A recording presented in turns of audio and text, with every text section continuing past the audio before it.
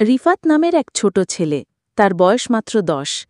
গ্রামের এক কোনায় একটি ছোট খুপড়ি ঘরে থাকে সে। মা বাবা দুজনেই দিনমজুর, সংসারে অভাব অনটন লেগেই আছে। কিন্তু রিফাতের চোখে ছিল একরকমের আগুন, জ্বলে ওঠার, কিছু করে দেখানোর আগুন। প্রতিদিন সকালে উঠে সে হাঁটতে হাঁটতে স্কুলে যায়। তার পায়ে থাকে একটি ছেঁড়া পুরনো জুতো, এক পাশ দিয়ে সোল খুলে গেছে, মাঝে মাঝে বৃষ্টির জল ঢুকে যায় জুতোর ভিতর। সহপাঠীরা হাসাহাসি করত, কেমন করে ছাড়া জুতো পরে স্কুলে আসে রিফাত। তবুও সে কিছু বলত না, তার মন ভরা ছিল স্বপ্নে। সে জানত একদিন ভালোভাবে পড়াশোনা করে বড় কিছু হতে হবে। শিক্ষক হওয়ার ইচ্ছা ছিল তার, যাতে আর কোনো গরিব ছেলে নিজের ছেঁড়া জুতো নিয়ে লজ্জা না পায়। প্রতিদিন স্কুল শেষে সে মাঠে বসে বই পড়ে, কেউ খেলা করলেও সে পড়া চালিয়ে যেত। রাতে মোমবাতির আলোয় মা রান্না করলে সে পাশে বসে অঙ্ক করত।